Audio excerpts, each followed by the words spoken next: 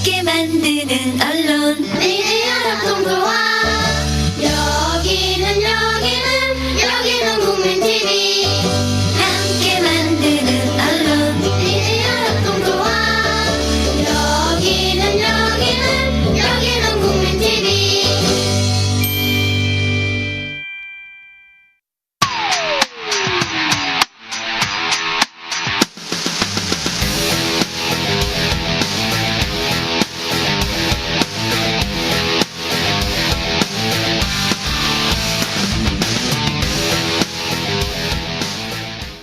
청취자 여러분, 시청자 여러분 안녕하십니까? 진짜안보 시즌3의 진행을 돕고 있는 권은비입니다.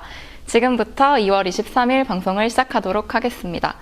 오늘은 캐리아 왕위의 단판을 주목한다라는 제목으로 평화협정에 대해서 얘기를 나눠보도록 하겠는데요. 정욱식 평화네트워크 대표님 안녕하세요. 네, 안녕하세요. 네. 반갑습니다. 네. 네, 오늘은 초대 손님 없이 네. 단둘이 오붓하게 방송을 진행하게 돼서 저는 개인적으로 더 좋습니다. 대표님, 제가 듣기로 지금 평화네트워크에서 인재를 찾으시고 계신다고 하던데요. 네, 그러니까 평화네트워크가 이제 어느덧 18회가 네.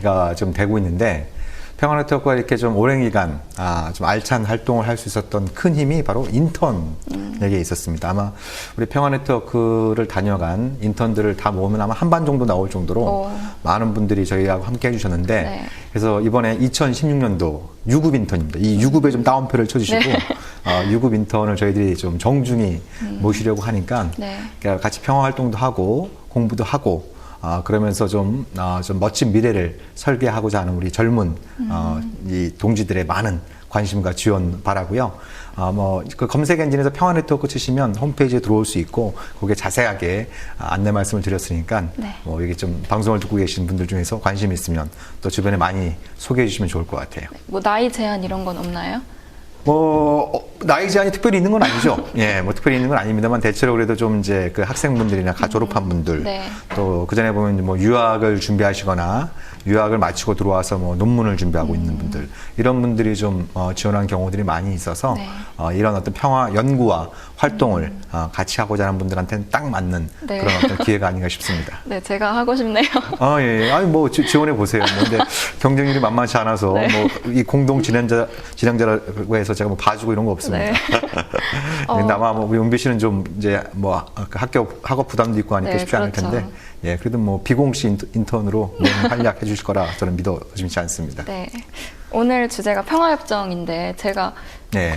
제일 처음 궁금했던 게, 평화협정이 평화를 목표로 하는 그런 어떤 협정을 말하는 건가요? 네, 그 표현 그대로는 이제 그렇죠. 네. 지금 한반도는 어떤 상태이죠? 한반도요? 예. 분단의 상태. 네, 분단 상태고, 네. 그리고 한국 전쟁이 공식적으로 끝나지 않은 네. 상태잖아요. 네. 그러니까 정전협정, 보다 이제 대중적인 표현으로 이제 휴전협정. 네. 그러니까 한국 전쟁이 공식적으로는 1950년 6월 25일 날 시작돼서 네. 53년 7월 27일 날 끝난 게 아니라 멈춘 거죠. 네. 이제 그 군사 정전 협정에 의해서 멈춘 상태여서 이제 우리 맥락에서 보면은 평화협정은 일단 한국 전쟁을 공식적으로 끝내자. 네. 그리고 두 번 다시 전쟁하지 말자. 전쟁하지 않기 위해서는 이것저것 이런 어떤 조치들이 필요하다라는 그런 어떤 내용들을 담는 것인데, 네. 안타깝게도 우리 대한민국도 한반도에 비정상적인 상황이 여러 가지 많이 있습니다만, 그러니까 53년에 정전협정이 체결되고 올해가 2016년이니까 무려 63년 동안 전쟁도 아니고 평화도 아닌 이런 네. 어정쩡한 상태로 네. 계속 살고 있다라고 하는 이 자체가 제가 보기에는 굉장히 이 비정상의 극치다. 이렇게 좀 말씀을 드릴 수가 있겠죠. 네. 최근 보도에 따르면 예. 작년 말부터 북한의 4차 핵실험이 있었던 1월 6일 전까지 네. 북한과 미국 사이에서 평화협정에 대한 논의가 있었다고 하는데, 어떤 내용의 교환이 있었나요? 그게 이제 국내에 알려진 게 2월 21일자 네.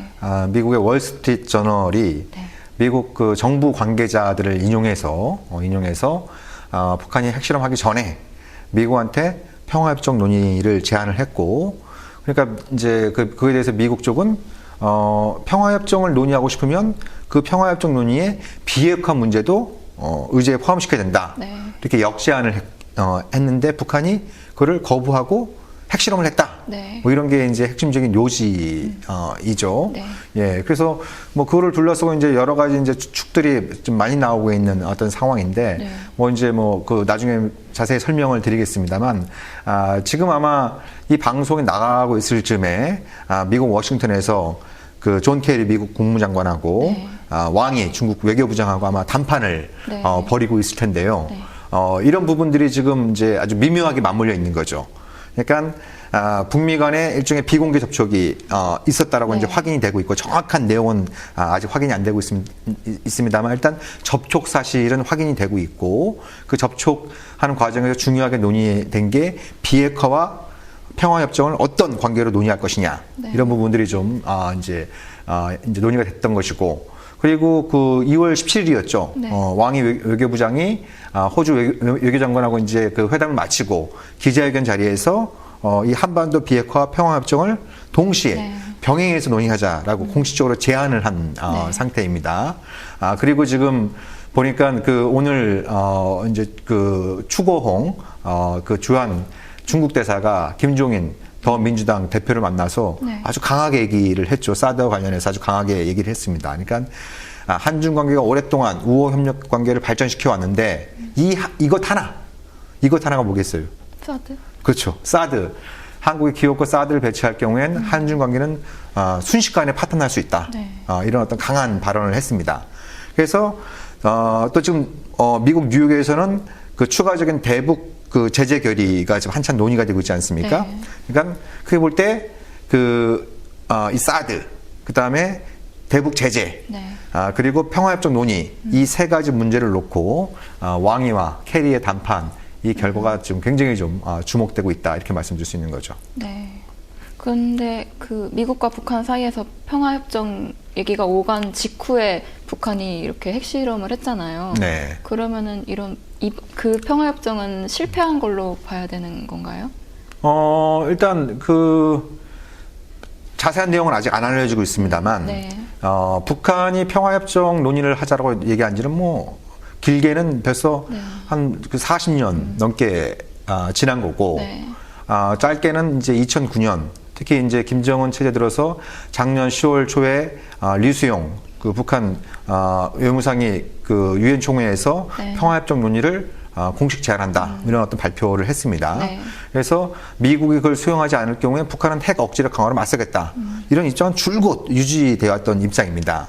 근데 뭐 정확한 그 사유는 알 수 없습니다만 북미 간의 뉴욕 접촉이 결렬된 직후에 네. 북한은 이제 4차 핵실험, 자기들은 수소탄이라고 주장하는 4차 핵실험을 강행한 네. 상황이고 그리고 그 중국 그 왕이 외교부장이 얘기한 비핵화 평화협정을 동시에 논의하자 이거에 대해서 한국 외교부는 비핵화가 우선이다 그러면서 일축한 상황이고 네.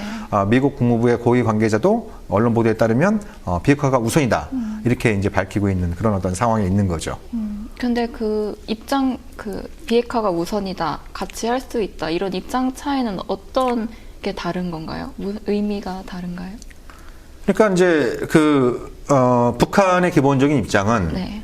아직 정전 상태인데 이게 평화 상태, 즉 이제 이 평화 협정이 체결되지 않은 상태에서 북한이 먼저 총을 내려놓는 것, 즉 네. 핵무기를 포기하는 건 대단히 불공평한 거다. 그렇기 때문에 이 평화협정 체결을 포함한 한반도의 근본적인 평화 정책이 이루어진 다음에 자기들은 핵포기를 고려할 수 있다. 이게 이제 그 북한의 기본적인 입장이었고요. 네. 반면에 이제 한국, 특히 미국 같은 경우에는 무슨 소리냐? 너희들이 핵무기를 만든 것은 이미 이제 굉장히 20여 년 전부터 있어 왔던 것이고, 네.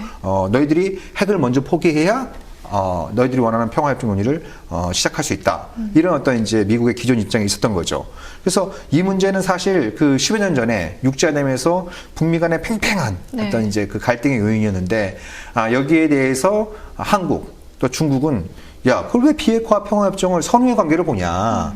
그럼 큰 틀에서 볼 때 한반도 평화 정책에서 굉장히 중요한 두 가지 기둥이니까 네. 그거를 병행해서 하자라고 이제 제안을 했던 것이고, 네. 그래서 2005년 9.19 공동성명에서는 상호간에 상호 간에 이제 말 대 말, 행동 대 행동 차원에서 이 비핵화와 평화협정 문제를 상호 조율된 조치로 병행해서 추진키로 그렇게 네. 합의를 했던 거죠. 네. 근데 그래서 이제 그러면 뭐 그 한반도 평화협정의 주체는 도대체 어떤 나라냐? 네. 과거에는 이제 그 북한이 남북평화협정을 주장했었습니다. 네. 이제 그 50년대, 60년대에는 남북평화협정을 주장했었는데 그때 전제 조건은 주한미군 철수였어요. 네, 그때는 또 북한이 또 남한보다 더 강할 때였으니까 그러니까 이제 한국으로서는 또 미국에서 도저히 받을 수 없었던 거죠. 네. 쟤네들이 주한미군 몰아내고 평화협정 체결해서 주한미군 몰아내고 또 적과 통일을 하려고 하는구나 네. 이런 어떤 입장을 갖고 있었기 때문에 북한의 제안은 뭐 일축당했던 것이고 네. 근데 이제 74년부터는 북미 평화협정을 이제 북한이 또 들고 나오게 됩니다. 네. 예, 한국을 배제한 상태에서 북미 평화협정을 들고 나오니까 근데 한국 입장에서는 야, 왜 이걸 왜 북미 간의 문제냐 이게. 이거 중요한 건 남북 간의 문제가 더 중요한데 우리를 배제한 상태에서 받아들일 수 없다. 이렇게 이제 맞서면서 이 얘기가 또 이제 계속 이제 공존을 거듭한 이런 어떤 상황이었던 거죠. 여기에 이제 중요한 어떤 그 전환의 계기가 만들어졌던 게 2000년이었습니다. 2000년에 그 당시 북한의 2인자였던 조명록 차수가 워싱턴에 방문해서 네. 그 인민국 복장으로 또 이제 훈장을 주렁주렁 매달고 백악관에 들어가서 클린턴 당시 미국 대통령 지금 이제 미국 민주당의 유력한 대선 후보인 힐러리 클린턴의 남편인 빌 클린턴을 만나서 네. 이제 북미 간의 공동 커뮤니케를 채택을 했죠. 근데 그 공동 커뮤니케 내용 중에 한반도의 정전 상태를 평화 상태로 대체하는 데 있어서 사자 회담 등 유용한 틀을 모색하기로 했다. 그럼 그때 말한 사자가 누구냐? 예, 사자가 누구냐? 누군 것 같아요? 미국, 예. 또 북한. 예. 남한, 나머지 하나는 어딘 것 같아요? 중국? 그렇죠, 소련? 중국이죠. 예, 예. 그러니까 한국 전쟁은 당시 실질적인 교전 당사국은 이 네 나라인 거죠. 네. 실질적인 교전 당사국은 이 네 나라였던 거고. 그리고 그런데 정전 협정에 서명한 네. 당사자들은 북한의 김일성, 그죠? 중국의 팽도회, 그죠? 그 다음에 주한미군 이제 유엔 사령부를 대표해서 마크 클라크 대장이 이제 서명을 한 거예요. 네. 예. 그러니까 이게 이제 형식 논리로 보면 굉장히 좀 골 때리는 게 뭐냐면 여러 가지가 있는 거죠. 한국은 일단 빠져 있어요. 네. 그때 그 이승만 정권의 국시는 북진 통일이었잖아요.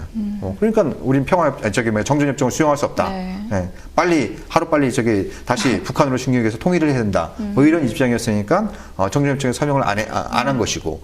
그러니까 형식 논리상으로 보면은 한국의 당사자가 아닐 수 있다. 이런 얘기가 나올 수 있는 거죠. 네. 그리고 또 재미난 건 뭐냐면 제가 이건 뭐 이제 제가 그 미국 외교관들하고 만나서 나눴던 일화입니다만 네. 재미난 일화가 있었습니다. 네.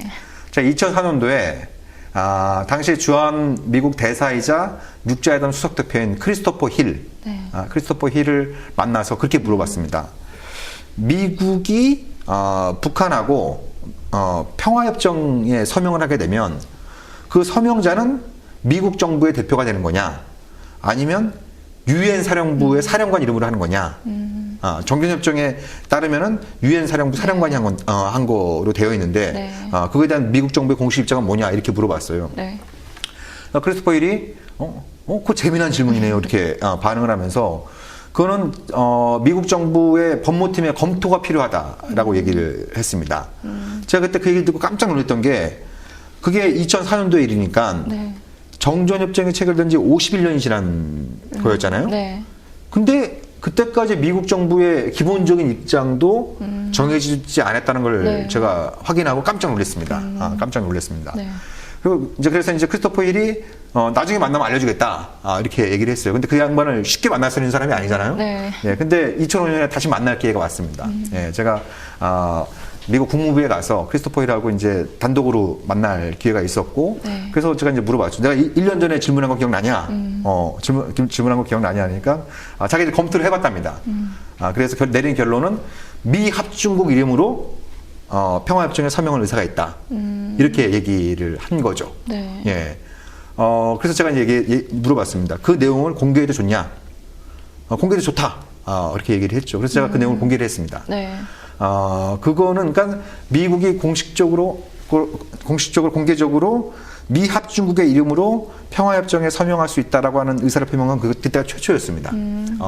그러니까 이제 그 직후에 이제 청와대에 있는 분이 아니 우리 정부도 하지 못한 일을 우리 정 대표께서 해주셔서 너무 감사한다고 이런 어떤 전화도 받고 그랬었습니다만 아무튼 이제 그런 어떤 이제 그 우여곡절을 거쳐서 기본적으로 이제 사자가 이 한반도 평화협정 협상의 주체이다, 당사국이다, 네. 라고 이제 합의에 도달한 거죠. 남북한하고 미국, 중국. 네. 그래서 9.19 공동성명에서는 이런 한반도 정전체제를 평화체제로 대체하기 위한 별도의 포럼, 그러니까 육자회담은 주로 비핵화를 위한 네. 거고, 이 별도의 포럼은 평화협정 체결을 위한 그런 어떤 포럼을 만들기로 했죠. 네.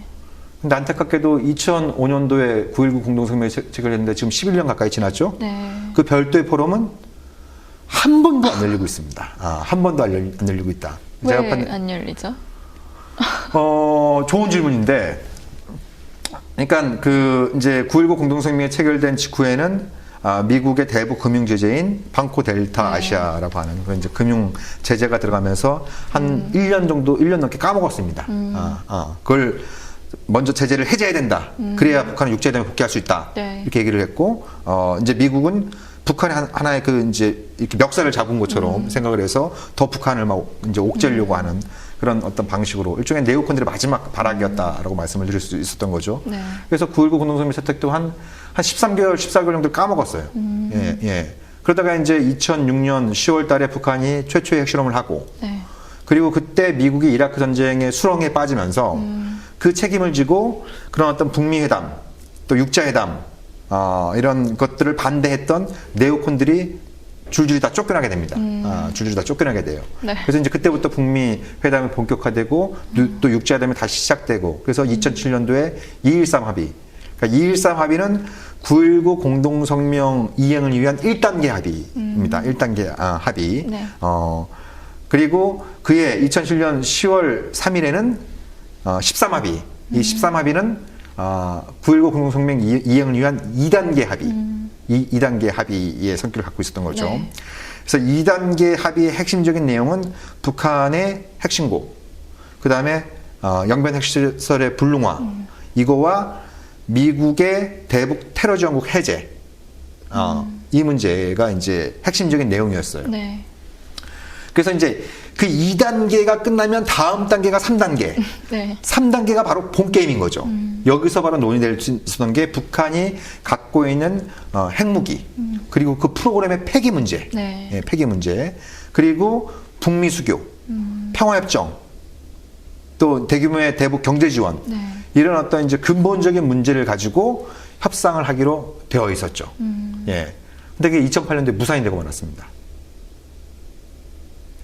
왜 그랬냐면, 네. 그 당시에 한참 그 문제됐던 게 이제 검증 문제, 검증 문제라고, 이런 게 있었는데, 그러니까 북한이 핵신고를 했잖아요? 네. 그러면 그게 맞냐 틀리냐? 이걸 확인해 봐야 되는 거 아니냐? 이런 얘기들이 이제 그 미국 강경파들이나 한국 그 강경파, 특히 2007년 대선에서 이제 한국에서 정권 교체가 일어났죠. 네. 예. 그 노무현 정부에서 이명박 정부로, 이제 정권 교체가 일어나고, 이명박 정부는 굉장히 이제 좀 북한에 대해서 좀 강경한 네. 그런 입장을 이제 갖고 있었고, 이런 상황에서 이명박 정부와 미국 내에 잔존해 있던 네오콘들이 이 검증 문제를 강하게 들고 나옵니다. 아니, 북한이 신고한 걸 우리가 어떻게 믿냐? 이거 철저하게 검증을 해야 된다. 이렇게 얘기를 한 거죠. 네. 근데 검증 문제는 2단계 합의 사항이 아니었습니다. 당시 2단계 합의 사항이 아니었어요. 이거는 3단계 때 네. 논의하기로 되어 있던 문제였던 거예요. 그래서 당시 미국 국무장관이었던 콘돌리자 라이스가 뭐라 그랬냐면, 한미 양국이 경기 중에 골대를 옮겼다라고 표현했습니다. 그러니까 이제 2차전이 끝나고 이제 네. 3차전 결승전을 앞두고 있는 상황에서 골대를 옮겨버린 거죠. 3단계에서 논의하기로 한 검증 문제를 2단계에 들고 오면서 네. 그로서 이제 게임이 끝나버린 거죠. 경기가 끝나버린 이런 어떤 그 상황이었는데, 그러다 보니까 이제 2008년 12월 달에 그래서 결국 육자회담이 결렬됐고, 네. 오늘날에 이르기까지 육자회담이 한 차례도 열리지 않고 있는, 그러다 보니까 이제 그 별도의 포럼도 열리지 않고 있는 이런 어떤 상황인 거죠. 예. 근데 여기서 중요한 게 하나 있습니다. 어떻게 생각하면 북핵 역사, 한반도 핵 역사는 완전히 다시 써야 될 수도 있어요. 그때 북한이 뜻밖의 문서를 미국한테 전달을 하게 됩니다. 2008년도에. 어떤 문서였냐면 네. 89년부터 2008년까지 영변 핵시설 가동 일지를 미국한테 넘겼습니다. 영변 핵시설 가동 일지를 넘겼어요. 네. 그 분량이 한 18,000페이지 정도 되는 그런 어떤 분량인데 네. 그 문서가 왜 중요하냐면 92년, 93년도에 이른바 1차 북핵 위기가 시작될 때 핵심적인 문제가 뭐였냐면 북한이 추출했다라고 하는 플루토늄의 네. 양이 뭐냐. 그래서 북한이 국제원자력기구 IAEA에 신고한 거는 우리가 한 실험용으로 한 90g 정도 추출했어. 이렇게 보고를 했어요. 네. 예, 예. 근데 미국 CIA는 웃기지 마라. 너희들이 추출한 양 한 10kg 정도 된다. 라고 이렇게 주장을 하고 나온 거죠. 네. 그래서 그게 그 유명한 플루토늄 불일치 문제입니다. 플루토늄 불일치 문제. 네. 그러니까 99g이면 극소량이기 때문에 그걸로 핵무기를 만들 수 없는 거죠. 네. 예. 보통 그 IAEA 기준에 따르면 하나의 핵무기를 만드는데 필요한 플루토늄의 양이 8kg 정도이고 네. 현대식 핵무기는 한 5kg 정도니까 10kg이면 한 2개 정도 네. 해당되는 분량이니까 이게 이제 어마어마한 거죠. 그리고 그때 막 이제 안기부에서 뭐 고위 탈북자들이 갑자기 기자회견 해갖고 북한이 이미 5개의 핵무기를 갖고 있다, 뭐 이런 막 기자회견도 하고 막 그런 적이 있었어요. 네. 그래서 그게 이제 1차 이른바 그 한반도 핵 위기의 시발점이었는데, 근데 2008년도에 북한이 미국한테 건네준 그 18,000페이지에 달하는 그 문서를 미국 정부에서 면밀하게 분석을 했습니다. 네. 근데 아주 흥미로운 결론이 나왔어요. 그건 뭐냐면 네. 90년대 초에 북한이 신고한 플루토늄의 양이 북한 측 발표가 맞다라는 결론이 나옵니다. 적어도 90g? 문서상에는. 예, 문서상에는. 그래서 미국 내에서 그럼 얘네들이 이 북한 애들이 이걸 가짜 문서를 낸 게 아니냐. 그래서 그 문서의 진위 여부를 또 이제 네. 검증을 하게 됩니다. 근데 이거는 북한이 사본도 아니고 원본을 건네줬다라고 하는 게 미국 국무부의 공식 발표였어요. 그래서 당시 그 대북 정책을 둘러싸고 팽팽하게 맞서했던 사람이 콘돌리자 라이스, 이제 국무장관이었던 협상파였고, 그 다음에 부통령이었던 딕 체니, 네오콘의 그 수장이라고 불리는, 수뇌라고 불리는 딕 체니가 있었습니다. 네. 딕 체니는 그때 북한을 테러 지원국에서 삭제하는 것에 대해서 굉장히 강력하게 반대를 했었어요. 근데 그때 라이스가 부시 대통령을 설득하면서 가장 강하게 내세웠던 근거가 북한이 신고한 플루토늄 양이 정확하다. 자기들이 분석한 결과. 네. 그래서 이제 우라늄 농축 문제가 남아있긴 하지만 이 플루토늄을 정확히 신고했다라고 하는 것은 미국이 북한을 테러 지원국에서 해제할 만한 충분한 근거가 된다. 라고 이제 설득을 해서 결국 그 부시가 북한을 테러 지원국에서 해제를 하게 되는 거거든요. 네. 예. 그러니까 오늘날에 이르기까지 그 이른바 북핵 역사의 공식적인 기록은 북한이 국제사회를 속이고, 그죠? 90년대 초에 국제사회를 속이고 비밀리에 플루토늄 한 10kg 정도를 추출했는데, 네. 그게 이제 그걸 이실직고하지 않고 계속 감추고 있다가 오늘날의 사태까지 온 것이다라고 이렇게 보통 많은 사람들이 알고 있는데, 네. 미국 국무부, 그 다음에 콘돌리자 라이스의 회고록, 이건 저의 주장이 아니에요. 네. 예, 예. 그 당시 핵심적인 당사자였던 콘돌리자 라이스와 당시 미국 국무부의 분석 결과를 보면 90년대 초에 북한이 신고한 플루토늄 양이 정확했을 가능성이 상당히 높은 거죠. 예, 예. 예, 그런 측면에서 볼 때는 어떻게 보면 이제 이 한반도 핵 역사를 완전히 새로 써야 되는 이런 네. 어떤 측면들도 있는 거죠. 뭐 제가 좀 몇 개를 샜는데 다시 예, 우리 근데 평화협정 질문으로 네, 돌아오죠. 이번 아까 말씀하신 것처럼 어떻게 보면 평화협정에서 남한이 네. 주체가 아니라는 이렇게 볼 수도 있잖아요. 그 네. 정전 협정에 서명을 하지도 않았고 네. 지금까지 북한의 주장도 네. 남한이 아닌 미국과 대화하겠다. 네. 그것과 관련해서 지금 현재 정부는 어떻게 잘 대응하고 있다고 보시나요? 현재 정부라 하면은 지금 박근혜 정부. 박근혜 정부도 그렇고 이제 예. 그러한 북한 예. 평화협정에 관한 예, 정부의 예. 대응? 평화협정이 그 한국 정부의 공식적인 대북 정책, 네. 국가 전략에서 빠진 지는 오래됐습니다. 그거는 2008년 네. 이명박 정부 들어서면서부터 그게 빠져버렸죠. 그래서 그러니까 평화협정은 그 자체로도 북한뿐만 아니라 우리 대한민국한테도 굉장히 중요한 목표인 거거든요. 네. 예. 아니 평화협정을 체결해서 남북한 또 이제 미국과 중국을 포함한 이 사자가 더 이상 싸우지 말고 사이좋게 지내자라는 네. 게 우리한테 얼마나 큰 뭐 이익입니까? 네. 그죠? 예, 예. 그걸 통해서 통일 기반.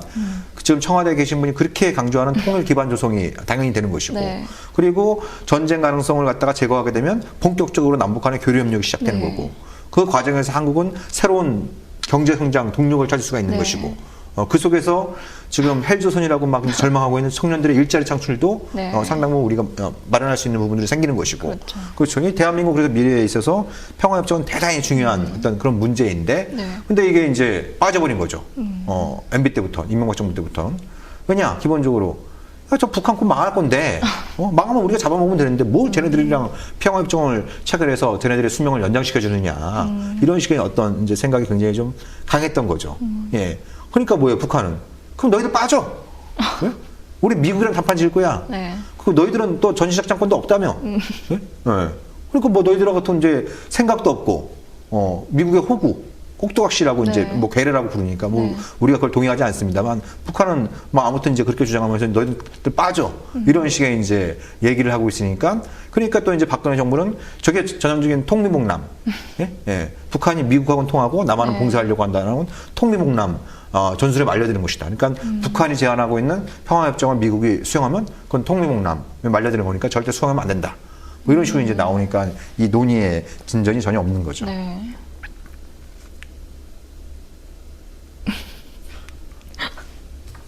예. 아니, 뭐 웃지 말고 또 궁금한 거 있으면 물어보세요. 근데 제가 느끼기에는 네. 이런 대한민국 정부가 보이는 태도가 근데 또 발표를 통해서는 아니다, 평화협정의 주체는 대한민국이다 이렇게 말하기도 하잖아요. 네. 그러니까 너무 현실과 맞지 않는 네. 그런 태도를 보이고 있는 것 같아요. 그러니까 모순되는 거죠. 네. 예. 그러니까 평화협정에 국가전력에서 평화협정을 빼놓고, 네. 그리고 이 얘기가 나오면 대한민국이 중요한 주체가 돼야 되고, 아니, 대한민국이 누가 주체가 아니라 그랬습니까? 예? 예. 그리고 어렵게, 북한을 설득을 해서, 이건 북미 평화협정으로 풀어야 될 문제가 아니라, 네. 남한, 최소한 한반도에 군대를 주둔시키고 있는 남북미 3자는 핵심적인 당사자이다. 네. 그리고 너희들이 이게 못 믿어오면, 그럼 2대1이 될 수 있잖아요? 못 믿으면 중국도 끼자. 중국도 어찌되었든 한국 전쟁의 핵심적인 교전 당사국이었고, 네. 그리고 사실상 이제 그 북한의 유일한 동맹국이고, 그리고 또 이제 바로 이제 또 국경을 접하고 있으니까 중국도 끼어서 그럼 사자로 가자. 예? 예. 그래서 들어간 거거든요. 예. 근데, 자기 전략에서 그걸 빼놓고, 네. 이 얘기가 나오면, 우리가 핵심적인 주체야. 당사국이야.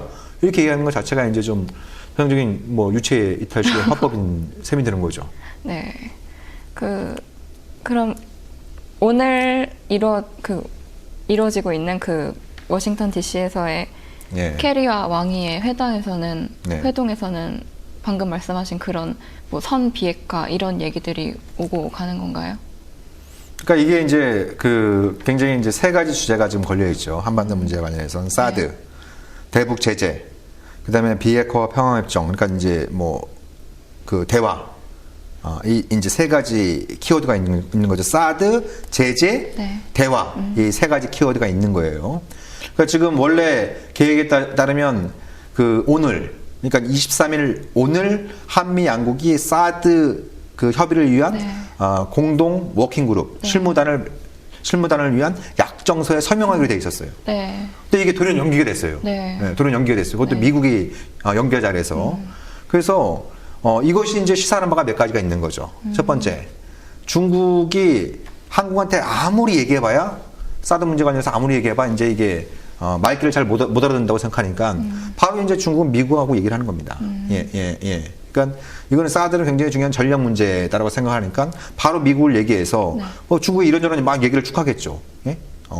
이건 전략 문제이기 때문에 한국에 사드가 들어오면 중국의 안보 이익을 심각하게 해치는 것이고, 그래서 미국이 그걸 강행하면 우리도 자시하지 않겠다. 근데 우리만 자시하지 않겠다는 것이 아니고 뭐예요? 러시아도 자시하지 않겠다는 겁니다. 그래서 우리가 1대1로 너희들하고 붙으면 우리가 좀 밀릴 수 있는데, 중국하고 러시아가 손을 잡고 너희들하고 맞으면 우리도 해볼 수 있다. 너희들이 그런 어떤 전략적 경쟁 상태를 감수할 거냐, 뭐 이런 식으로 이제 미국에 이제 경고를 했겠죠. 뭐 추정컨대. 예. 그러니까 미국도 좀 저렇게 중국하고 러시아가 저렇게 날뛰고 있는데 사드 문제 관련해서 이걸 꼭 배치를 해야 돼? 뭐 이런 식의 이제 좀 신중론이 이제 나올 수 있는 것이고. 네. 그래서 지금 왕이와 캐리의談판에서 이제 주목할 거는 미국은 지금 이 문제와 관련해서 지금 국방부는 뭐라고, 우리나라 국방부는 뭐라고 얘기를 하고 있냐면, 사드 배치와 유엔 안보리 협의는 별개다. 예? 별개다 이렇게 얘기를 하고 있어요. 네. 근데 이거 별개가 아닙니다. 예, 별개가 아니에요. 이거는 미국의 기본적인 입장만 살펴봐도 별개가 별개가 아니라 굉장히 서로 연관되어 있는 그런 문제예요. 왜냐하면 미국이 그 오랫동안 취해왔던 방식은 중국이 강력한 대북 제재에 동참하지 않으면 네. 미국도 더 이상 중국의 안보 우려를 고려하지 않겠다. 이런 어떤 좀 협박을 했던 거거든요. 네. 그러면 중국의 안보를 더 이상 고려하지 않겠다라고 할 때 대표적인 게 바로 사드를 비롯한 MD 배치인 거죠. 네. 예, MD 배치인 거죠. 그러니까 이번에 이제 그 왕이와 캐리의 회담에서 일차적으로 주목할 거는 바로 그 부분이죠. 미국은 사드 배치를 중국의 대북 제재 동참을 유도할 수 있는 지렛대로 삼으려고 하겠죠. 예, 예. 그러니까 너희들이 좀 유엔 안보리에서 좀 강력한 대북 제재 결의해주면 우리가 좀 사드 배치를 한번 다시 생각해 볼게. 뭐 이런 식의 이제 얘기를 하게 되겠죠. 네. 예, 예. 그러면 이제 중국은 뭐라고 반격을 가할 거냐? 예? 우리가 언제 대북 제재를 안 하겠다는 거냐? 그렇지만 과유불급의 우를 범해서는 안 된다. 제재의 범위가 북한 주민들의 그 생활, 그러니까 북한의 민생에 영향을 미칠 수 있는 제재는 우리는 동의할 수 없다. 그죠? 예, 그러니까 정상적인 어떤 무역 거래라든지 네. 특히 뭐 식량이나 에너지, 석유 거래 네. 이런 어떤 부분들은 우리도 먹고 사는 문제 그렇잖아요. 특히 뭐 겨울철에 이런 데서 이제 기름이 없으면 뭐 얼어 죽을 수 있는 거니까. 네. 또 북한은 굉장히 추운 나라인데. 네. 그러니까 이런 어떤 정상적인 무역 거래는 제재 대상에서 제외시키겠다라는 이제 그런 입장을 갖고 있는 게 하나 있고. 네. 더 중요하게는 제재의 목적이 뭐냐? 북한의 제재를 가하고 있는 목적이 뭐냐? 한국 정부나 미국 일각에서는 아예 북한의 숨통을 끊어놓겠다라고 하는 건데, 그건 우리 중국으로서는 도저히 받아들일 수 없다. 대신 제재의 목적은 북한으로 하여금 진지한 자세로 협상 테이블에 다시 나오게 하는 게 목적이 돼야 된다. 라는 거죠. 이게 이제 네. 중국의 이제 일관된 네. 입장인 거죠. 그러니까 이제 중국은 그렇게 얘기를 하는 거죠. 그러면서 이제 왕이가 그 워싱턴에 가기 전에 아까 말씀드린 것처럼 지금 한미 양국은 비핵화 우선이라고 얘기하고 네. 북한은 평화협정 우선이라고 얘기하고 그렇지만 우리가 옛날에 합의한 게 있지 않냐. 9.19 공동성명에서 뭐라고 돼 있냐면 둘 같이 하자는 거니까 그걸 같이 하자. 병행해서 하자라는 이제 제안을 내놓은 상태인 거죠. 네. 예. 그러니까 이제 그 중국으로서는 일단 그 미국에 강력하게 경고를 함으로써 사드를 좀 무력화시키려고 할 것이고 동시에 좀 새롭고도 지금보다는 좀 새롭고도 강력한 대북 제재, 유엔 안보를 통한 대북 제재에 동의함으로써 이제 그 미국과 한국을 좀 다시 이제 대화 테이블로 이끌어내겠다라고 하는 또 북한도 마찬가지로 이제 네. 이끌어내겠다라고 하는 그런 보관을 갖고 있는 이런 어떤 상황인 거죠. 이제 뭐 그래서 그 회담 결과를 예측하기는 쉽지 않습니다. 이게 미국하고 이제 중국 사이의 대화입니다만 네. 어찌됐든 한국의 입장도 굉장히 중요하거든요. 한국 입장도 굉장히 중요한. 그러니까 좀 한국 정부는 아까 말씀드린 것처럼 유엔 안보리 대북 제재하고 사드 배치는 별개의 문제다. 이렇게 얘기를 했는데 미국이 중국하고 뭐 이렇게 속독속독 얘기해가지고 중국이 좀 강도 높은 대북 제재에 동참하기로 했으니까 사드 배치는 유보하자. 예? 이렇게 얘기를 하면 박근혜 정부는 뭐예요? 이 완전히 뭐 사드 그 쫓던 다 이게 뭐 이제 지붕쳐다 부는 격이 되지 않겠어요? 네. 예. 그러니까 이제 뭐 그러면 이제 한미 관계에 또 이제 문제가 생길 수 있다고 판단할 수 있고 또 지금 VIP의 어떤 이제 이 기질로 봐서는 미국도 못 믿겠다. 그래서 어디로 튈지 모르는 막. 예, 지금 일각에서 나오는 것처럼 아버지가 그때 했던 거, 했다가 실패했던 거. 예, 뭐 핵무장 뭐 이런 얘기들이 뭐 뇌리를 스칠 수도 있는 것이고 그리고 또 지금 그 박근혜 정부가 대통령부터 포함해서 이제 그 고위 관료들이 일관되게 얘기하고 있는 것은 그거 아니겠어요? 대화 끝.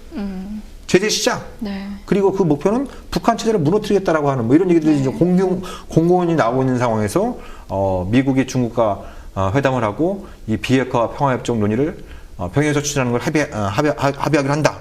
이러면 또 이제 이게 이제 청와대에 계신 분의 노여움을 영린을 건들 수도 있는 예, 그런 문제들이 이제 발생할 수 있는 거겠죠. 중국과 미국은 이렇게 뭐 제재와 대화 이걸 되게 두 가지를 비교하면서 이렇게 하고 있는데 반면에 네. 한국은 지금 장거리 로켓 발사 이후에 계속해서 제재 네. 그리고 압박하고 있는 상황이잖아요. 네. 그렇다면 남북 관계 개선을 위해서는 남한도 이제는 좀 대화를 취하고자 하는 그런 의지를 보여야 하지 않을까요? 그 얘기를 저한테 하지 마시고 청와대에 계신 분한테 하시면 좋을 것 같은데, 그러니까 지금 보면은 어떻게 보면 이게 기회일 수 있거든요. 네. 이걸 좀 이렇게 큰 틀에서 또 이제 좀 장기적으로 정말 대통령이 그렇게 강조하는 안보를 포함한 국익을 기준으로 본다고 한다면 왕이와 캐리의談判은 우리한테도 굉장히 중요한 기회일 수 있습니다. 첫 번째, 지금 그 개성공단이 폐쇄된 상태잖아요. 요게 지금 하루빨리 정상화가 되지 않으면 장마철이 지나면 그 다음에는 개성공단을 다시 살리고 싶어도 못 살릴 가능성이 높아집니다. 왜냐면 이제 개성공단 이 부지가 뭐 그 인근에 이제 뭐 이렇게 좀 낮은 산이나 이런 쪽을 다 평탄화하고 거기에 이제 배수 시설을 깔아서 이제 그 만든 것이기 때문에 근데 지금 전기 공급이 끊긴 상태잖아요. 네. 예, 그러면 큰 비가 내리면 그걸 배수할 수 있는 방법이 없습니다. 그래서 개성공단의 상당 부분이 물에 잠기게 돼요. 예, 물에 잠기게 돼요. 그러니까 이제 근데 뭐 이제 곧 있으면 장마철, 네. 예, 한 3, 4개월 후면 이제 장마철이 시작될 수 있는 거 아니겠어요? 예. 근데 어찌됐든 이 개성공단 폐쇄는 북한의 핵실험과 로켓 발사, 그리고 이거에 대한 박근혜 정부의 과잉 대응이 초래한 일이잖아요. 네. 그래서 아무런 진전이 없는 상태에서 개성공단의 문을 다시 열기는 힘들어진 상황인 네. 거죠. 현실적으로 볼 때. 네. 근데 이런 상황에서 비핵화와 평화협정 논의를 이제 병행해서 추진하고 그걸 추진하는 것과 동시에 다시 개성에 이제 전기도 공급하고, 그죠? 그리고 공단 정상화를 위한 남북 대화도 시작하는 일종의 개성공단 정상화를 위한 그 출구 역할을 할 수 있는 이런 어떤 그 가능성이 이제 이 지금 왕이와 캐리의談判에 포함되어 있는 거죠. 근데 미국이 일각에서는 뭐 미국의 그 압력에 의해서 개성공단 박근혜 정부 개성공단 폐쇄 결정을 내렸다 뭐 이런 식의 이제 추측도 나옵니다만 제가 보기엔 그렇지 않습니다. 예, 그러니까 미국이 몇 년 전부터 특히 이제 2010년 그 천안함 침몰과 연평도 포격전을 거치고 나서 네. 미국 내에서 걱정하는 건 북한의 도발도 북한의 도발이지만 네. 한국의 오버리액션이에요. 이 과잉 대응. 예? 예. 그러니까 뭐 그런 얘기 섬찟한 얘기 많이 나왔잖아요. 많이 나오고 있잖아요. 북한이 뭐 우리의 손끝 하나만 건드려도 뭐 팔목가지를 잘라버리겠다라는 둥, 우리를 공격하면 그거에 대해서 100배, 1000배로 갚아주겠다라는 둥, 막 이런 식의 네. 이제 험악한 얘기들이 막 나오니까. 네. 그러니까 이제 미국의 입장에서는 북한도 북한이지만 이 한국의 이 과잉 대응, 오버리액션을 갖다 컨트롤하는 것도 굉장히 좀 중요한 문제가 되어 온 거예요. 네. 근데 그래서 제가 판단하기에 2013년 10월 달에 그 전시작전권을 또다시 무기한 연장하기로 합의할 때도 네. 미국의 이런 어떤 판단이 저는 개입되어 있다고 생각을 합니다. 미국이 작전권을 갖고 있어야 한국의 과잉 대응을, 과잉 행동을 좀 막을 수 있다. 이런 어떤 판단이 있을 거라고 보여지고, 그런 측면에서 볼 때 개성공단은 남북한이 그런 어떤 이제 이 국지적인 어떤 무력 충돌이 발생했을 때, 그게 확전되는 걸 좀 방지하는 일종의 완충지대. 네. 예, 이 평화의 보루처럼 이제 역할을 해왔던 부분이 있는 거거든요. 그러니까 이것과 관련해서 이제 그 남측의 그 군문의 강경파나 또 대북 강경파들은 저 개성공단 때문에 이 북한한테 이 제대로 이제 본때로 못 보여주고 있다. 이런 얘기들이 이제 예전부터 있었던 거거든요. 네. 예. 그러니까 남북한에 이제 무력 충돌이 발생했는데 개성공단이 유지되고 있으면 그러면 이제 거기에 수백 명이 인질이 될 수 있으니까, 네. 예? 볼모로 잡힐 수 있으니까 저걸 빨리 폐쇄하고 거기 남측 국민들을 다 빼내야 그래야 북한하고 한판 붙었을 때 제대로 본때를 보여줄 수 있다. 이런 식의 이제 인식들이 있는 거죠. 네.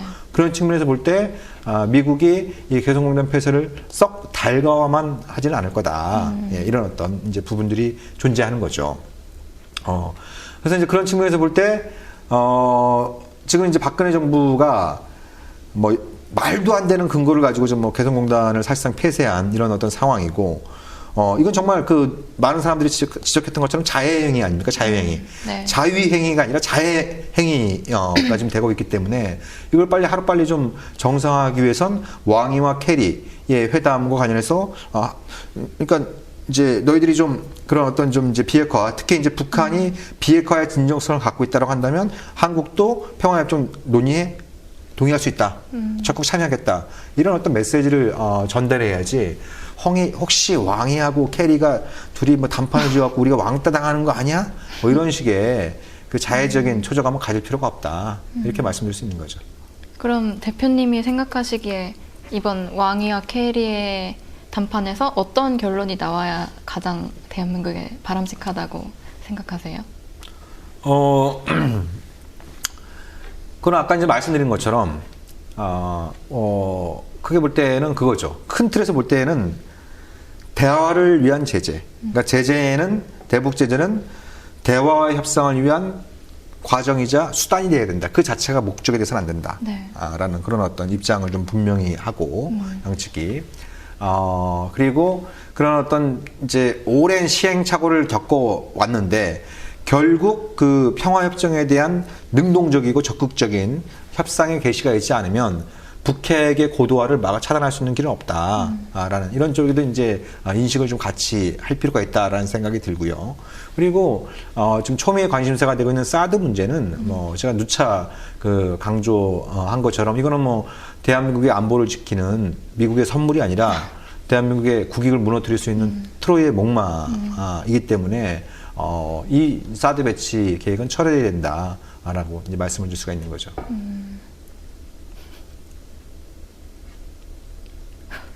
네. 왜 웃고 계세요? 네. 별로 제가 웃긴 얘기 한 것 같지도 않은데. 이거 좀 나중에 좀 편집이 좀 들어가야겠는데. 예. 그러니까 이제 그 중요한 어떤 부분이 뭐 아까 이제 제가 사드 얘기도 했었고 우리가 지난주에 이제 프레시안의 이재호 기자와 사드에 대해서도 이제 좀 뭐 간략히 얘기를 했습니다만 제가 나름대로 이렇게 좀 면밀히 분석해 본 결과 사드는 한국 방어에는 실효성이 없고 일본 방어에는 상당히 좀 네. 기여할 수 있는 측면들이 있다. 네. 예. 그러니까 그 사드 배치 지역에 따라서 한국이 어디에 배치되느냐에 따라 좀 양상이 좀 달라질 수 있겠습니다만 어찌됐든 사드가 한국에 배치되게 되면 일본 같은 경우에는 사드 그 다음에 이지삼 뭐 동해나 남해에 배치되는 이지삼 네. 그 다음에 일본 본토에 있는 패트리엇 팩3 네. 이 세 개로 이어지는 삼중 방어 체계를 돈 한 푼 안 내고 네. 돈 한 푼 안 내고 그걸 확보할 수 있는 길이 열리기 때문에 사드 배치 시 가장 큰 수혜자는 일본의 아베 신조 정권이 될 거다라고 이제 생각을 하는 거고요. 네. 그리고 그 중국이 왜 이렇게 붕괴하느냐 이 사드 문제와 관련해서 그리고 김정은은 왜 남몰래 미소 짓고 있느냐. 그러니까 이 사드 문제가 공론화되면서 어때요? 지금 보면은 한중 간의 관계가 균열되고 있고 네. 미중 관계도 이제 균열되고 있고 러시아도 마찬가지고 그렇잖아요. 네. 예. 그러니까 북한은 어떻게 보면은 뭐 그 손 안 대고 코 푸는 격으로 그죠? 예. 예. 자기들이 가장 전략적으로 시도해왔던 한중 관계의 이간질 그죠? 또 미중 관계의 균열 이것이 이제 러시아까지 번지고 있는 이런 상황이다 보니까 이제 북한의 입장에서 상당히 전략적으로 유리한 그런 어떤 이제 공간을 확보할 수 있는 이런 셈이 되는 거죠. 그래서 한국의 사드 배치 논의를 보면서 아마 김정은이 이제 그 혼자 혹은 이제 부인과 함께 미소를 띠고 있지 않을까. 그리고 또 이제 그 동해 너머에 있는 아베 신조 역시 아까 말씀드린 것처럼 굉장히 실효적인 특히 일본한테는 이제 실효적인 측면들이 많이 있는 거죠. 특히 그러니까 이제 한국 같은 경우에는 이제 휴전선 넘으면 다 인구 밀집 지역이잖아요.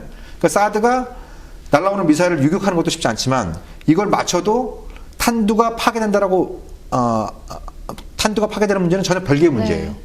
별개의 문제. 그러니까 탄두가 초속 한 3km에서 5km 정도로 이제 떨어지게 되고, 그죠? 그리고 꼬깔콘 모양이고, 그리고 빙글빙글 돌면서 떨어지게 되고, 그리고 탄피 자체가 굉장히 두껍습니다. 그러니까 이걸 맞춰도 파괴시키는 게 굉장히 힘들어요. 그러니까 이게 이제 예를 들어서 A라고 하는 지점을 향해 떨어지고 있는데 이게 사드가 설사 맞추더라도 뭐예요? B라고 하는 지점으로 네. 떨어질 수 있는 이런 어떤 위험성이 있는 거예요. 근데 일본의 입장에서는 뭐예요? 북한이나 중국 사이에 한국이 있고 그리고 또 동해가 있잖아요. 네. 바다가 있단 말이에요. 예. 그러니까 어디선가 이게 일단 맞추기만 하면 탄두가 파괴되지 않아도 네. 일본 본토에 떨어질 가능성은 확연히 줄어들게 되는 거죠. 예, 이런 어떤 그 장점들이 있기 때문에 이 휴전선을 맞대고 있는 한국이 동해를 사이에 두고 있는 일본이나 또 태평양을 사이에 두고 있는 미국과 이 사드를 비롯한 MD를 보는 관점이 달라져야 된다라고 이제 줄곧 얘기를 해왔던 거죠. 북한 입장에서는 중국이 말하고 있는 비핵화 평화협정을 같이 간다는 게 네. 좋은 건가요? 북한도 이거에 찬성을 할까요? 북한이 이제 지금 뭐 중국 그 왕이 외교부장이 제안을 내놓은 거에 대해서 아직까지는 공식 반응을 내놓지 않고 있어요. 예. 이거에 대해서 이제 공식 반응을 내놓은 건 한국 외교부는 이런 이제 거부를 한 상황이고, 네. 미국 정부도 일단 좀 뭐 그 거부를 한 상황이에요. 네. 그래서 제가 판단하기에는 이거 굉장히 지금 한국 외교부가 그 자체로도 좀 악수다. 왜냐하면 이 상황에서 북한이 쟤네들이 거부했네? 그럼 우리는 받아들인다고 얘기해야지. 이렇게 되면 어떻게 되겠어요? 예? 그러면 이제 저희 한미 양국이 뭐예요? 이 북한하고의 대화에는 관심이 없고 북한 위협을 근거로 삼아서 뭐 군사적인 이익이나 정치적인 이익만 추구하려고 하는구나. 네. 이런 의구심이 증폭될 수 있는 거죠. 네. 예. 그러니까 이걸 이런 지하에 거절할 게 아니라 한국 외교부도 이런 지하에 거절할 것이 아니라 예를 들면 북한이 비핵화 문제에 관련해서 진정성을 보인다고 한다면 병행 협상도 가능하다라든지 아니면 뭐 신중히 검토한 이후에 그거에 대해서 답변을 하겠다든지 이렇게 좀 시간을 가지고 얘기를 했어야 되는데 왕 외부장이 얘기하자마자 바로 웃기지 마. 네. 노 땡큐 이렇게 해버리니까 이게 이제 어떻게 보면 한국의 외교적인 카드 하나를 잃게 되고 거꾸로 이제 북한은 카드를 하나 갖게 되는 이런 어떤 상황이 되겠죠. 네. 근데 이제 북한의 입장에서는 기본적인 몇 가지 입장이 있습니다. 하나는 대화와 제재는 병행될 수 없다. 그러니까 지금 뭐 유엔 안보리를 통해서 이제 뭐 대북 제재가 논의되고 있고 네. 한국은 독자적으로 제재를 가하고 있다라고 했고 미국도 이제 대북 제재법이 통과됐고 네. 또 오바마가 서명까지 한 상황이니까 그러니까 아니 제재 국면에서는 우리 대화에 나설 수 없다 이렇게 나올 수가 있는 것이고 네. 또 하나는 이제 그 3월 7일부터 본격적으로 한미 군사훈련이 시작되잖아요. 네. 예, 미국이 또 뭐 이 일종의 전략 무기 쇼를 벌일 준비를 막 하고 있는 상황인데 북한은 또 원칙적으로 군사훈련과 대화는 또 양립할 수 없다 네. 이런 입장인 거거든요. 그러니까 지금 이제 제재와 군사훈련 국면이다 보니까 북한이 선뜻 중국의 제안을 받아들이기는 쉽지 않을 거다 이렇게 이제 추론이 가능하고 네. 그리고 이 비핵화와 보다 근본적인 문제는 비핵화와 평화협정의 어떤 이 그 선후 관계에 관련해서 네. 북한이 초기에는 아까 말씀드린 것처럼 평화협정 먼저 해야 된다.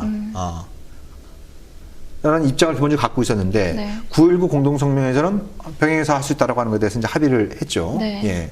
근데 이제 그 이후에 평화협정 논의는 뭐 계속 안 되고 있고, 네.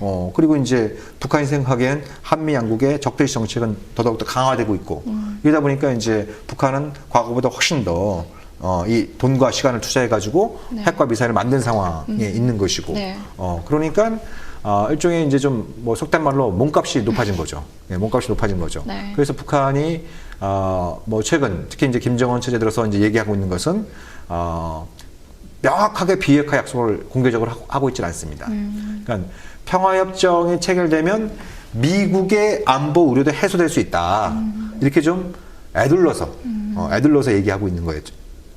그러니까 그걸 뭐 해석을 하면 그런 북한의 핵과 로켓 문제도 협상 의제에 포함될 수 있다라고 이제 해석은 가능하지만 과거 같은 경우에는 뭐 예를 들면 그 평화협정이 체결되면 비핵화에 강력한 추동력이 생길 거라 뭐 생긴다든지 네. 미국의 적대시 정책이 폐기되면 핵을 내려놓을 수 있다라든지 이런 어떤 명확한 의사 표현이 최근 들어서 많이 좀 줄어들고 있다 이렇게 이제 좀 말씀을 드릴 수가 있는 거죠. 그래서 그 중국도 그런 측면에서 볼 때 북한을 설득하는 게 쉽지만은 않은 거죠. 예, 쉽지만은 않은 이런 어떤 그 국면이고, 네. 그런 측면에서 볼 때 그 북한이 정확히 이 비핵화와 평화협정과의 관계에서 어떤 입장을 갖고 있는지 네. 이런 부분들에 대해서도 좀 더 우리가 시간을 가지고 좀 분석도 해보고 그리고 어떤 이제 탐색적인 대화 이런 걸 통해서 북한의 좀 진위를 파악하려고 하는 이런 노력들도 필요하겠죠. 그럼 대표님이 생각하시기에 이 비핵화 평화협정을 병행하는 이 노선을 어떻게 풀어가야 한다고 생각하세요? 그러니까 그 사실 뭐 깊이 있게 들어가면 상당히 복잡한 문제들이 많이 있을 네. 수가 있는 거죠. 근데 우리가 왜 그 모든 고차 방정식은 뭐예요? 1차 방정식으로 환원이 될 수 있는 거죠. 네. 예, 모든 고차 방정식은 제가 수학자한테 확인한 내용입니다. 그리고 왜 이제 고인이 된 지 몇 년 됐습니다만 그 이제 스티브 잡스가 얘기했던 그런 거잖아요. 뭐 복잡함의 궁극은 단순함이 있다. 그래서 우리가 뭐 그 아이폰을 봐도 정말 그 간단해 보이는 그런 어떤 스마트폰에 정말 복잡한 그런 기능들, 아주 네. 그 훌륭한 기능들이 이제 숨어 있는 것처럼, 그러니까 그렇다면 그 한반도에서 이 굉장히 갈수록 그 고차 방정식이 되고 있는 한반도 문제에서 1차 방정식은 뭐냐 도대체. 예. 그리고 갈수록 복잡해지고 있는 이 상황에서 이 복잡함의 이 궁극인 단순함은 무엇인가? 이런 부분들에 대해서 좀 우리가 그 생각을 할 필요가 있는데, 그거는 우리가 그 서두에서 얘기한 것처럼 63년 동안 유지, 강화되고 있는 바로 정전체제의 문제이고, 이 정전체제 하에서 독보소처럼 자라난 것이 바로, 암세포처럼 자라난 것이 바로 북핵이다. 그렇기 때문에 이 비정상적인 토양, 이 독버섯이 자라나온 이 비정상적인 토양을 바꾸지 않으면 북핵 문제는 절대로 해결될 수 없는 이런 어떤 그 속성을 갖고 있는 거죠. 예. 그리고 사실 평화협정도 우리가 좀 더 큰 틀에서 이제 평화체제라는 표현도 같이 쓰고 네. 있잖아요. 평화협정은 평화체제와 같은 게 아닙니다. 평화체제의 일부인 거죠. 예. 평화체제의 일부인 거고. 그러면 네. 우리가 한반도에서 평화체제다라고 얘기할 때는 정전협정을 평화협정으로 대체하는 문제뿐만 아니라 적대 관계에 있는 북미 간의 수교 문제, 또 북일 간의 수교 문제, 그죠? 그리고 한국이 북한을 회수통일하지 않겠다라고 하는 명확한 어떤 이제 그 신뢰 구축의 문제, 이런 또 한반도에서의 군비 통제와 군축의 문제, 네. 이런 그 문제들이 다 포괄되어 있는 이런 어떤 그 성격의 문제인 거죠. 네. 비핵화도 마찬가지입니다. 비핵화도 마찬가지인 게 우리가 보통 북한의 비핵화, 뭐 박근혜 정부는 그런 표현을 많이 쓰고 있습니다만. 북한의 비핵화라고 하는 것은 그 어떤 공식 문서에도 담겨있지 않은 표현입니다. 예. 공식 문서에 담겨있는 표현은 뭐예요? 한반도. 그렇죠. 한반도의 비핵화인 거죠. 한반도 비핵화인 거죠. 한반도 비핵화에는 북한의 핵포기뿐만 아니라, 그죠? 미국의 대북 핵위협, 예? 또 한국에 제공하고 있는 해구산, 네. 그 다음에 한국의 그 이제 이 비핵화 문제, 그러니까 뭐 한국에 이제 그 핵무기를 만들 수 있는 어떤 잠재력을 제거하는 문제, 그걸 갖다 이제 제어하는 문제, 이런 문제들 다 포괄하고 있는 이런 어떤 그 차원의 문제인 거예요. 네. 예. 그러니까 이 비핵화라고 할 때 우리가 그 개념 규정을 어디까지 둘 거냐. 특히 또 중요한 게, 그러면 북한이 그 전력선상용인 어떤 뭐 그런 이제 이른바 평화적인 목적의 핵이용은 어떻게 할 것이냐. 예? 이것도 중요한 문제거든요. 네. 이를 뭐 이란 핵 문제를 보더라도 이란의 그 평화적인 핵이용 권리는 보장하되 그것이 핵무기 개발로 전용되는 것을 갖다 차단하는 것이 이란 핵협상의 핵심적인 내용인 거거든요. 예. 그럼 북한한테는 어떻게 할 거냐? 북한한테는 어떻게 할 거냐? 이런 어떤 차는 문제가 있는 거죠. 네. 북한이 비밀리에 국제사회를 속이고 핵무기를 개발했다라고 하는 강한 그런 어떤 의구심을 갖고 있는 한미일 이 세 나라 입장에서는 좀 평화적인 핵이용도 못하게 할 가능성이 높은 거죠. 또 북한 입장에서는 절대로 또 그걸 수용을 안 하려고 네. 하는 차원의 문제인 것이고, 그리고 육자회담의 공식적인 의제는 아니지만 로켓 문제 어떻게 할 거냐, 이것도 복잡한 문제거든요. 로켓 문제도 그러니까 오히려 최근 그 이제 한 10년 정도의 상황을 갖다 이제 복귀해 보면 문제의 상당 부분의 발단은 북한의 로켓 발사로부터 시작되는 이런 어떤 양상들을 밟아왔던 거죠. 네. 예. 그러니까 뭐 이번에 쏜 게 이제 미사일이냐 로켓이냐 뭐 그것도 논란이 많이 있고 뭐 이제 지난 방송에서 잠깐 다뤘습니다만, 네. 어찌됐든 북한은 유엔 안보리에 의해서 위성 발사가 금지된 유일한 나라예요. 예. 위성을 발사했다는 이유로 유엔 안보리에 회부된 최초의 사례이자 또 유엔 안보리에서 위성 발사를 금지하고 있는 유일한 나라인 거예요. 네. 예. 근데 북한은 이제 그걸 절대로 수용할 수 없다. 뭐 이런 어떤 입장인 거고.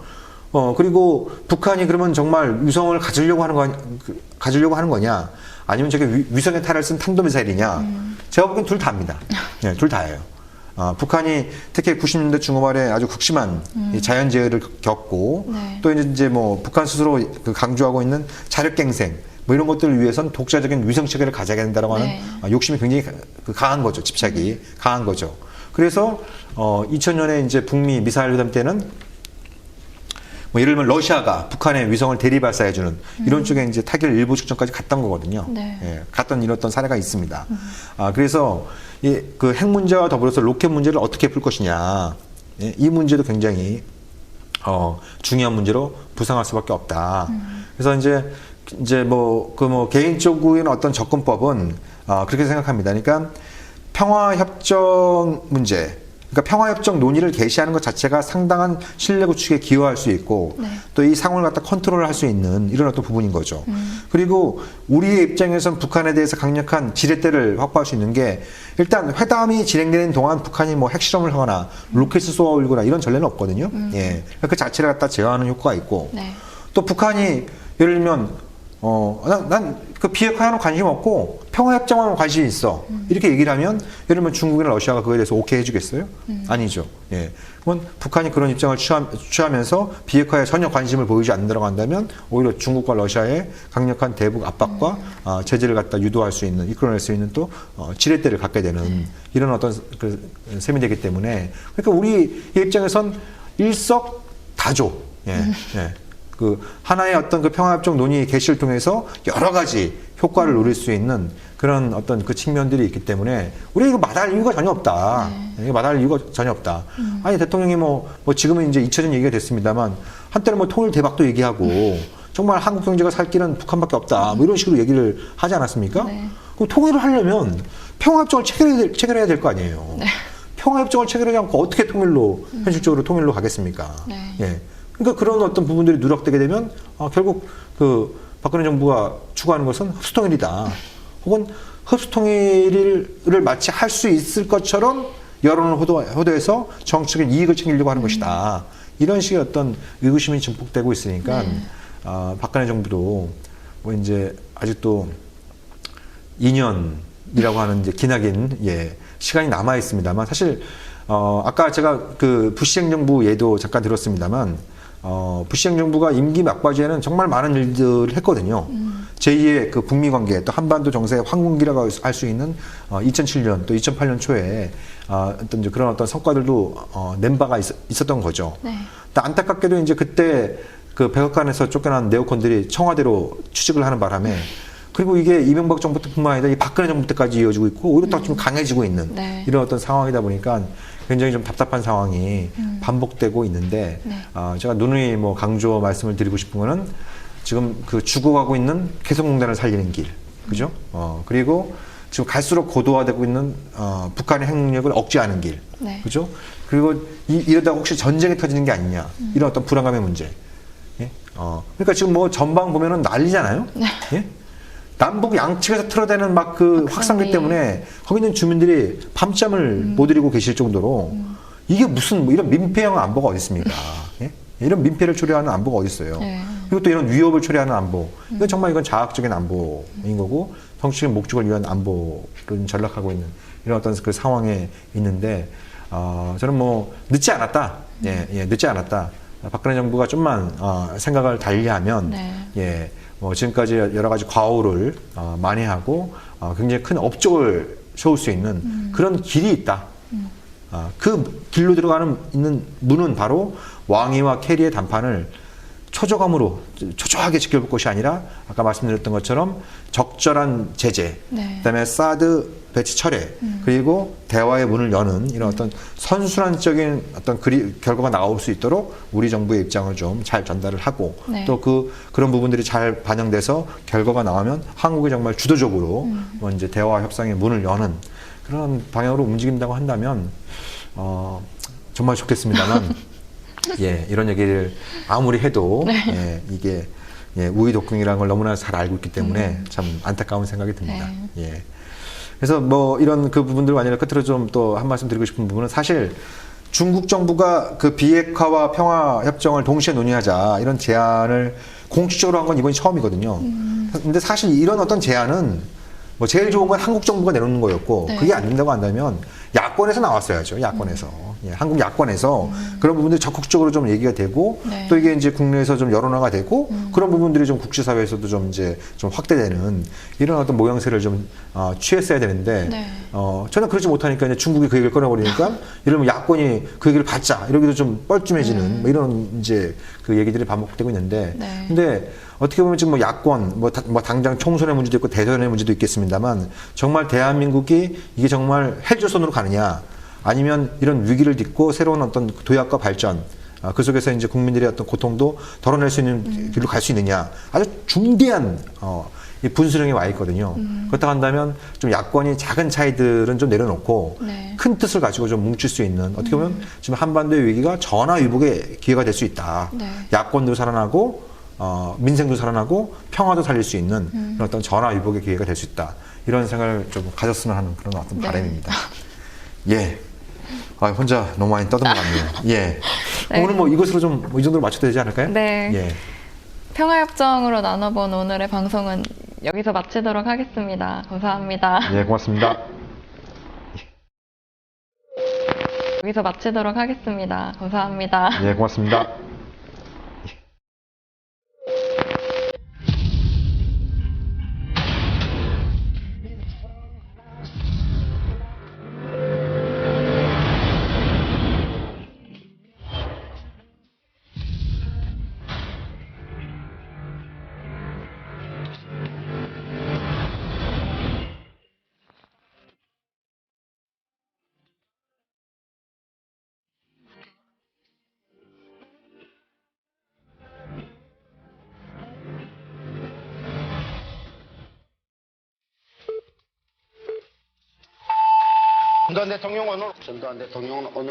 전두환 대통령은 오늘 민정당 창당 기념 박근혜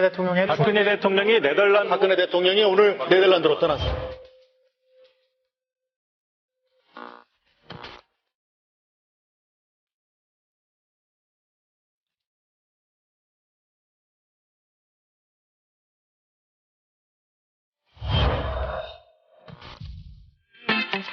국민TV, 국민라디오, 그리고 뉴스케이를 응원하시는 분들, 미디어 협동조합 조합원 가입으로 힘을 실어주십시오.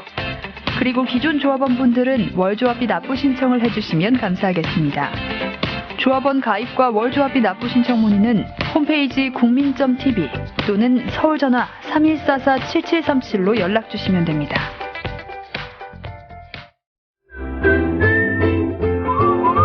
국민라디오 팟캐스트 응원하는 가장 쉬운 방법 아시나요? 다운로드하기, 별점 주기, 댓글 달기, 구독하기. 국민라디오 팟캐스트 널리 알리는 가장 쉬운 방법. 다운로드하기, 별점 주기, 댓글 달기, 구독하기. 기억하세요.